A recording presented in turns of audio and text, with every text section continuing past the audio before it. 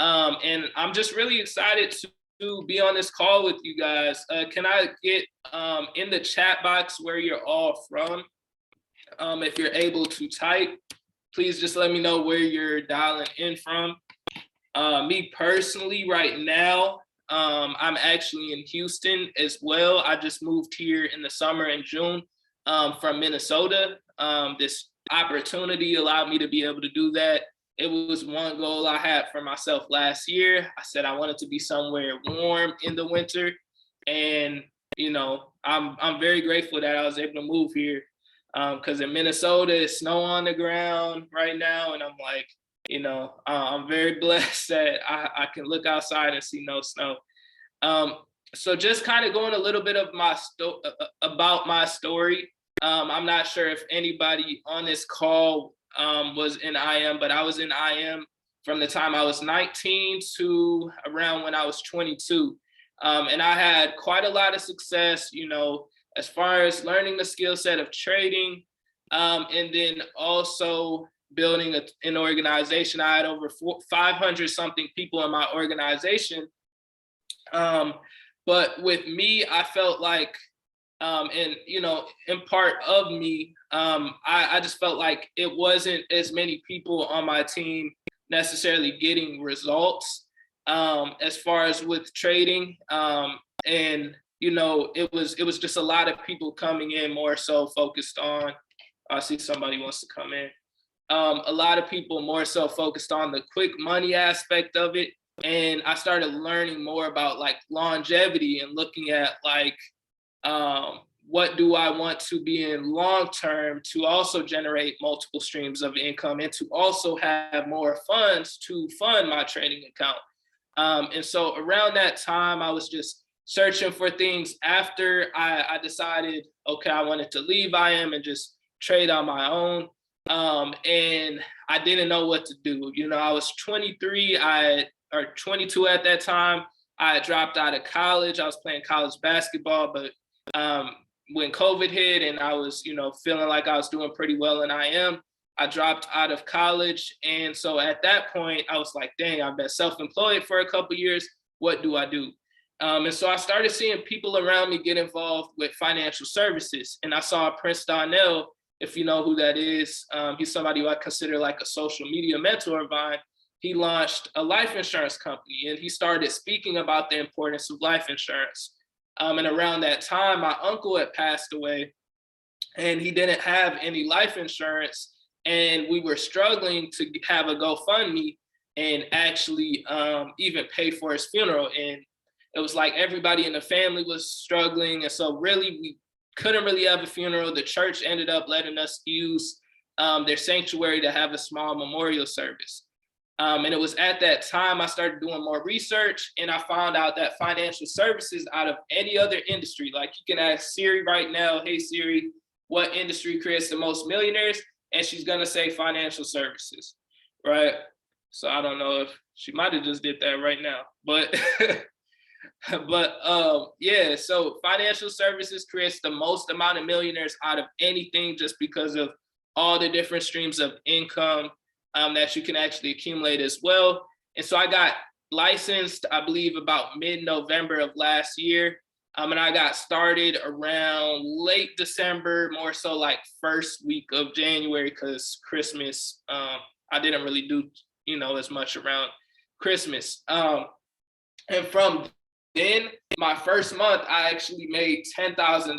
And for me, it was like seeing I had made $10,000 my first month in. And at that point, I probably had only put in probably 20 hours my first month in. Definitely, work harder than I did. It was just that money came in within a 2-week span for the most part. And with me, I had never made that amount of money really in that short period of time. So I got complacent. And so my first couple months, I was making about $10,000 each, probably putting in maybe, 10 to 20 hours a week. And it was like, I'd probably be working maybe 2 to 3 weeks that month, just cause I was getting real complacent. Cause I'm like, I'm making $10,000-$12,000 in a month. And I felt like, and this is in a short amount of time. And so But as I got into it, I realized, okay, I got to be complacent. I got to manage my money right. I started to make better choices. And so throughout my time, I've had a lot of success. The way I actually got into it, I'm sorry, I kind of jumped over this part as well. I was going to be working with another insurance company selling health and life insurance to truck drivers, to trucking companies. And basically, I was going to be at 35% commission, which basically means that, and you might want to pay attention to this, if I were to sell a policy that was $100 a month, right? In insurance, 100% commission is whatever they're paying yearly. So I would get 35% of $1,200, which would be like $350. Now, at that time, I knew someone who was getting started with Family First Life. And they were telling me, they were like, people over here are making $20,000, $30,000, $40,000 a month. And I'm like, bro, there's no way that's happening. Like, you're capping. And what ended up happening was I looked online, I started doing my own research on YouTube, and I found this video that was like, single mom makes $127,000 in a month selling life insurance. And I was like, there's no way, like, there's no way, absolutely. And so I watched the video, and I found her name. Her name is Caitlin Blackburn. And I looked her up on Instagram, basically got her number, hopped on the phone with her, and she became my manager. And so she's my manager, my mentor. That's how I got in. And so she did help me to have that success early on. She also got Rookie of the Year in the whole company of Family First Life.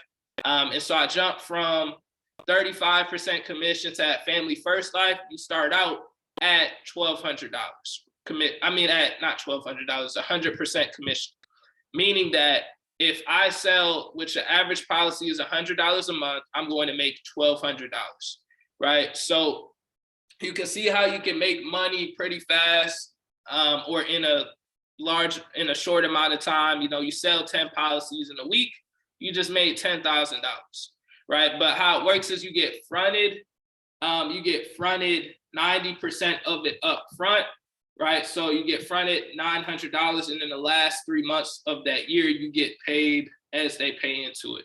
And yeah, like she said, $1,200 on the low end. I had a client, 2 weeks ago, I want to say they're paying $750 a month, which is $9,000. So that was one of my biggest policies. Also, I had an annuity where that was $10,000. So you can sell some bigger policies as well, especially if you know some people, maybe some business owners, you network and things like that. You can also make a lot of money. And so I'm just going to also just show you a few visuals, because I know I'm a visual person as well. Let me see here, share screen. So in terms of starting out, can you drop a 2 when you can see my screen in the chat?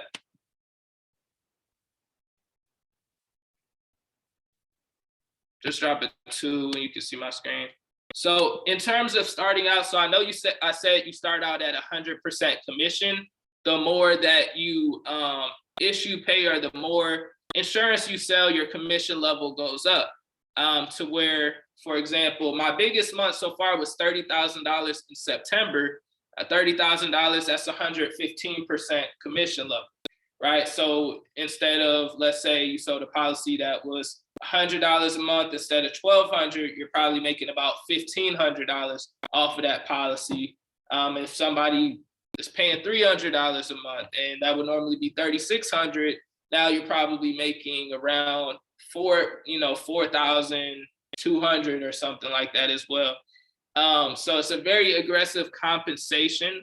And then the great thing is you're a broker, right? So you're a broker. It's not like you're working directly with a State Farm or a captive agency like a Liberty Mutual or one of them. You work with about 12 to 15 different companies. So what I do is, with the client, I'm trying to figure out which one of these companies or carriers best fits that client's best financial situation, right? Also, you get monthly bonuses. So as you start to hit certain levels of producing, you'll also get an extra $500, $1,000 that, the company will actually give you as well, not even coming from these other companies that we sell for, but it'll come directly from Family First Life. And then another huge thing is renewals. So renewals basically on average are about 5%. So the way that this looks is, let's say your first year in, an average, you can check on Indeed, average salary at Family First Life, or average income is over $100,000 a year. So like, let's say that your first year you do $120,000. Basically, your renewals would be, you have clients that next year that are still paying their policy, you'll get 5% of whatever you sold that year before. So I would get $6,000 that next year, which would be, extra $500 a month residually. And so looking at this graph, this is just showing some of the streams of income. The goal is honestly to be able to retire in about 10 years. So this is just showing a 10-year plan. And so in terms of, if let's say you were to start out at $100,000, this is your first year, and then renewal income obviously starts, more so that second year. Eventually, certain people's, like, if you stay in it long enough, you're writing enough business, just your renewal income will get large enough to where, for example, one of my friends, his dad has been in insurance for 20, 30 years. He makes $500,000, not even including his agencies that he has or anything like that. He makes $100,000 or $500,000 just off of the policies that he sold and the clients that he have that are continuously paying their policies. So if he wasn't to do anything, he's making $500,000. And so that's one of the reasons that, insurance creates one of the, some of the most multi-millionaires. And so then there's also obviously personal production. So you're also making that money while you're writing new policies. And then override income with Family First Life, if you do decide you want to build an agency, you'll actually on average make about, how that works is you make about 5 to 10% of whatever, basically whatever your agency or whatever your team is doing. So like, let's say you have 10 agents and your agents are averaging $15,000 a month. So that's $150,000 a month. In overrides, you'd make about anywhere from $7,500 to $15,000 a month.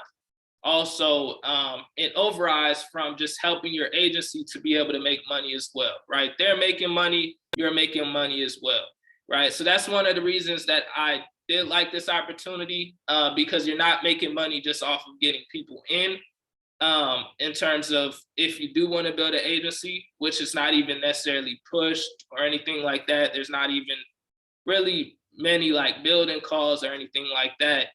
But if you do want to build an agency, it's like you're not making, necessarily money unless your people aren't making money. And then in terms of, you also get bonuses with that also. So there's producer bonuses going from $3,000 all the way up to $400,000.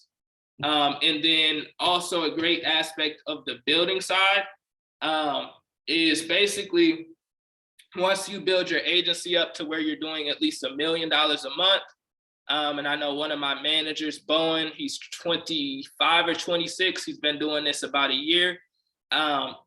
Once you build your agency up to that point, you get looked at a company outside called Integrity Marketing, and they'll actually buy out your company and give you basically upfront cash of whatever your contract is. For the latest Integrity partners, Nina and Bowen, theirs was $40 million each, so $80 million total. I know for me personally, I always wanted to go to the NBA, so I consider that like an NBA contract. And I love it too, because it's like you're helping other people make. We have a ton of producers having, $30,000, $40,000, $50,000, $60,000, and $70,000 months. And it's like, at the same time, once you built that huge agency to where you're helping all of these people make money as well, you're getting bought out, and you're also getting a whole lot of stock in Integrity Marketing, which they haven't even opened up to go public yet. And then also as well, you're also getting a salary pay of about $400,000 a month. And that's completely optional. You don't have to, build an agency. If you want to, you can just sell personally. A large amount of my first year in, honestly, until pretty much recently, I've pretty much been selling just personally, just myself insurance. The only people, for the most part, who I put on are just a few people who hit me up. One of them, Hector, he's averaging about $40,000 to $50,000 a month. And then another person, one of my close friends, I just put on about 2.5, 3 months ago. It's his first 2.5 to 3 months, and he's doing over $10,000 a month. So I feel like, so in terms of compensation, I pretty much went over that. And now in terms of actually getting licensed. So I know in Minnesota, we require 20 hours of coursework. In Texas, they don't require a certain amount of hours. They just want you to pass the exam. And so to pass the exam, you have to have 70 hours, or excuse me, you got to get at least 70% on your exam. And the coursework that you're going to take, it should take about 20 hours. Like I said, though, it's not necessarily a timed thing like it is in Minnesota, but we pay for you to take the coursework. We expect that you do get it done within about 2 weeks, though, but you do have at most a month to get it done. And it's pretty simple. As long as you go through the text and the videos, you'll pass your exam. And then from there, it just takes about, there's a couple things you have to do in kind of like a 2-day process. You have to apply for your license. In Texas, that's around $50. Fingerprinting is $69. And then E&O insurance, errors and omissions insurance, basically says that if you were to mess up on anyone's policy, they can't sue you, so it protects you from that. And that's $126 up front, and that's around $30 a month after that. And so that's once you get to that point to when you're getting your licensing and all of that. And so that takes a couple days, along with once you get your license, the contracting process. We're getting you set up with all the different insurance carriers. So that process takes about a week. And during that week, we're going to have a boot camp. It's basically a course where you're going to go through how to necessarily dial leads, which is one thing I want to cover now. So as far as Family First Life, it's not just like any other company where you're just solely having to, call family, friends, things like that. They also have about 10 different lead sources that you can utilize if you want to. And so the leads that I usually recommend for people starting out are $3 and $4 leads, which are 1 month and 3-month-old leads. And there's also always discounts on them. So for me, I know if I spend about, let's say I spend $400 or $500 in a week on 150 leads, right? My goal is I want to book around 15 to 20 appointments from that. And let's just say about 50% of them show up and I close. So that, let's say that's 8 appointments show up and I close 4 of them. The average commission is about $1,000 a sale.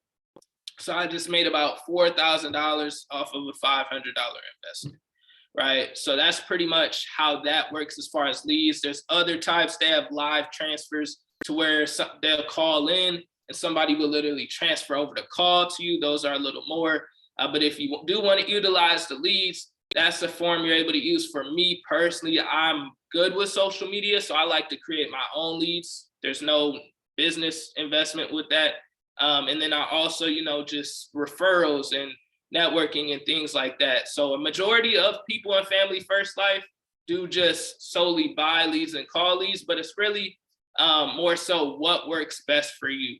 I always tell somebody, I don't believe there's one way, like one best way. It's really what fits into your schedule, what fits into your lifestyle, and what you're necessarily good at. What works for you.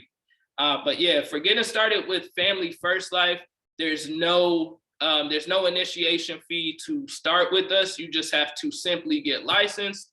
And we put you in a chat with our admin. Her name is Bailey. And she helps with the contracting process and everything as far as with that also. So I know I kind of went over a whole lot in terms of getting started. How it would look like is you would reach out to Rhonda, and I'd also speak with her, and we'd get you in a chat with Bailey and help you get started with this process. But I know some of you probably have some questions, so I will open it up to that because I know I did cover a whole lot, and so you might have some specific questions. Or if Rhonda, if you feel like I might have left anything out, you can also. No, I definitely think you hit on a lot of the key points. I think for a lot of people who are in this chat right now, we've all done some form of like network marketing. And I don't want you guys to confuse this with that. Like, understand this is completely different. You don't have to team build. You don't have to do any of that. That's something that's completely optional because that's just that extra 5 to 10%. Most of this is going to be the upfront commission that you put in yourself. You're not, like he said, you're not out trying to figure out how to find leads. You're not figuring out, okay, can I call my mom, my cousin, my uncle, make them sign up? This is a product and a service that people need. It's a life insurance. Understand, it's not pills, potions, and lotions. It's not weight loss where we're trying to convince somebody. This is a life insurance. And I'm pretty sure a lot of people have dealt with family members passing or whatever the case may be and not having it. So I think this is just a great opportunity to get yourself in position for what people already need. It's not really a hard sell. And the fact that they're already providing leads just makes it a lot easier. And then where else can you get this kind of commission? Like, really think about it. Like, someone's investing $100 a month and you're getting paid out $1,200. Like, that's crazy. So if you guys have questions, just unmute, ask. I'm going to open it up so you can unmute yourself. So I just unmuted it. One thing I will say about that, the sales thing, I honestly don't even feel like it's a sale. Honestly, like literally once you get to the appointment, I'm just asking questions and like just diagnosing it like I'm a doctor. So it really doesn't even feel like sales. I've been in sales before. It's like really not much convincing that goes on, especially once you set that appointment, so yeah, and me personally, I really enjoy it. And as far as network marketing, I would say like the one thing when I got into it at first, because I had built an organization of over 500 some people, I was like, I'm kind of tired. I'm just trying to produce, myself. And so that's why, I did start with Caitlin, because I'm like, okay, she got, she was doing 100,000 in a month, producing herself and everything as well. And so, yeah, it's not something where you'd feel pressure to build, because I know in some places they'll be like, oh, they'll say that, but then the second you get in, it's just building, so it's not any of that. So, but does anyone have any questions?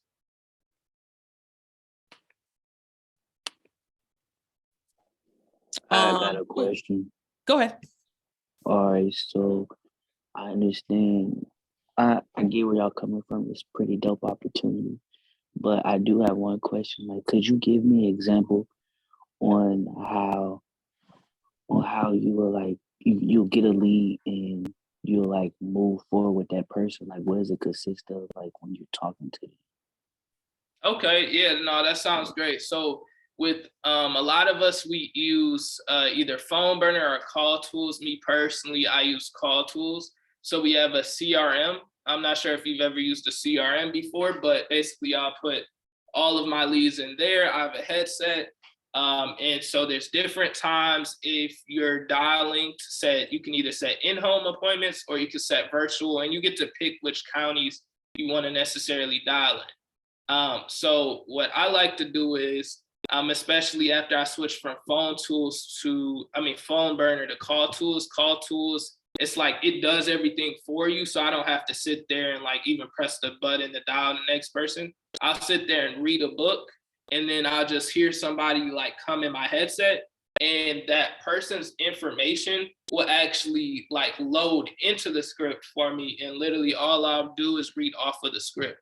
Like, hey, Daryl, Hey, Daryl, this is Ben calling from the Benefit Center here in Ramsey County. Just getting back with you on regards to that request you had filled out for the information on the state regulated life insurance program, sir.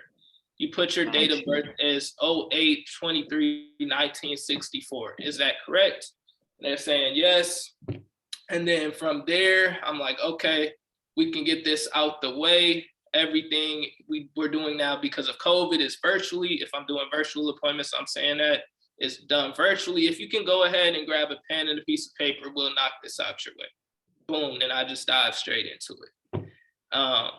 So that would be virtually. For in-home, I'm saying, everything is non-medical, meaning no blood, no urine, no needles. I promise. They just make me come out there and sit with you for about 10 to 15 minutes just to make sure, number one, you are who you say you are. And number two, no one's trying to get insurance in your name.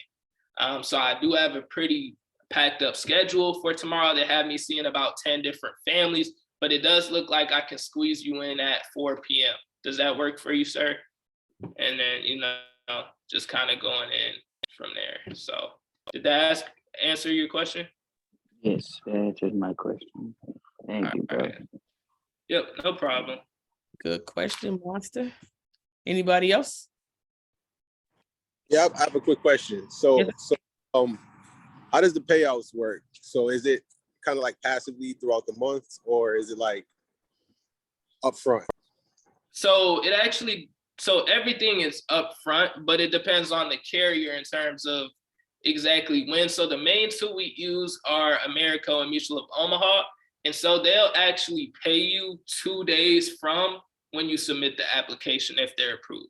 So like, even if that person's draft date was, let's say they didn't get paid to 2 Fridays from now, and you submitted the application, they'll pay you that $1,000 out. If today is Monday, you'd get paid Wednesday, right? Now, some of the other carriers, they'll pay you, it kind of depends. Some will pay you like 3 days after that client actually pays that policy. So like, if I set out their draft date 2 weeks out and they paid, let's say December 12th, I would probably get paid like December 15th or something like that.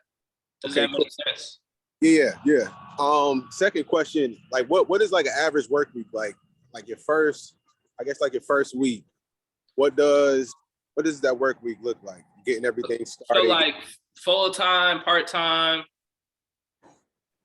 So like, are you saying like if you were to full-time be doing it? I'll say part-time. Part-time. So I would always tell somebody who's doing it part-time, we best make it fit around their schedule. Mm-hmm. But what I typically tell people in terms of, it depends on what their outlet is for setting their appointments. So we have different types of leads, whether it's social media, you can, like I like to generate my own leads via social media. There's people like to personal network, maybe your barber, stuff like that. And then there's also just straight through the leads, right. Which when I'm dialing the leads, there's about 3 different sessions I would break it into. So the dial sessions are 8 to 11. I would say you can dial, a great dial session is 2 to 5, and then about 5 to 8. And okay. I typically tell people you want to pick at least 2 of those sessions to dial during. What do you mean the dial sessions? So dialing the leads. Right. So there's like designated blocks that you can dial, like no, so I explain that a little better. So 8 to 11 is a good time simply because some people haven't gone to work yet, things like that. 2 to 5 is just a good time because some people get off early, or 12 to 2. I mean, it kind of depends on what also best fits into your schedule. And then 5 to 8 is a really good time just simply because people are off work. So it's not like a certain time you necessarily need to be on. So we'll be on Zoom dialing together. It has more of an office feel, but there also is a physical office in Houston as well that you're able to go to also. But a lot of us get on Zoom, dial together. That way you can mute. And what somebody will do is if they're in an appointment, especially if they're newer, and they're on the phone and they get stuck, they'll just mute themselves and say, hey, what carrier should I go with? This person has these health conditions, or what should I say? This person just told me that this person isn't trying to give me their social, or they're not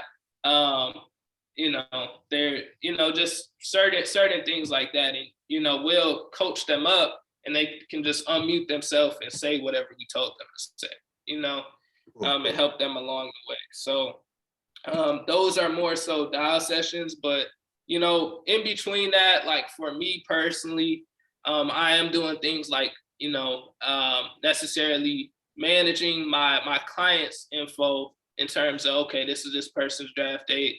This is this policy. I'm going to the gym working out. I'm eating. I might be creating content, putting polls on my story to, try and also create lead generation that way. Things as far as that, maybe sending out a couple DMs as well. So that's pretty much more so what my schedule looks like. Okay, got you. I guess my last question is, you guys have a script? Yep. Yeah. So we have a few different scripts. So there's a couple. Mortgage protection is a part of, we would call life insurance. So we have mortgage protection script, a regular life insurance script, and like people have their different scripts, but every script is pretty much similar and the same. And as you stick to the script, you'll also figure out maybe, for me now, I just read straight off of this script that I really like and I found. But some people will just, mix it up a little bit to what fits the way that they speak. But starting out, I would just say, definitely stick to the script. Okay, solid. Yeah, I get it. I'll mute myself back. I appreciate it though, bro. Yep, no problem. Those were great questions. I appreciate it. Does anyone else have any questions? Don't get off the call, guys. Be like, what was this? What was that? Ask now. This is very private. Everybody here is family. We're good. So you can ask whatever. There's no such thing as a dumb question. Guess we're good. So Ben, what would you say first step? What does someone need to do if they've made up their mind that they want to start their study course? What should they do first? Okay, so first step, I'm not sure if you want them to, I can drop my number. They can reach out to me or they can reach out to you. And I also, the PDF that has all of the information with the coursework, it goes step by step on how to get started with it. It has the discount code that will actually make the coursework free. Now, from that exact point you started, you'll have 30 days in total that the course will give you that for free. But we do expect you to get it done in around 2 weeks. And also during that process, we'll set up your exam date. So the exam date, you can either go in person or you can do it virtually. I've had people do either or. For me personally, I liked going in person to take it, so I took mine in person. So that would be that first step after this call. If you can reach out to Rhonda, and we'll make sure to get you that information. I'll drop my number in the chat as well, unless somebody has any questions for me also.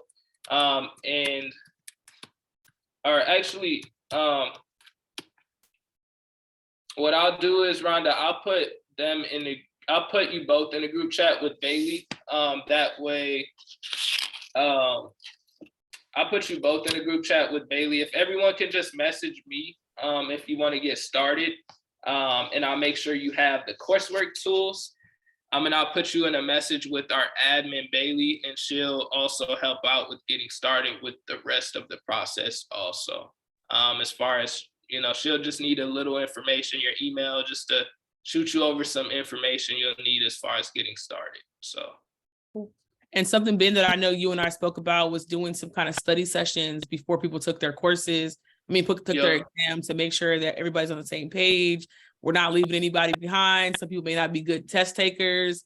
So we're all starting at the same time. We could study together. We can create a little Telegram group where we pick study times or whatever, just to make sure we can all go as one. So you don't have to worry about that. Yep.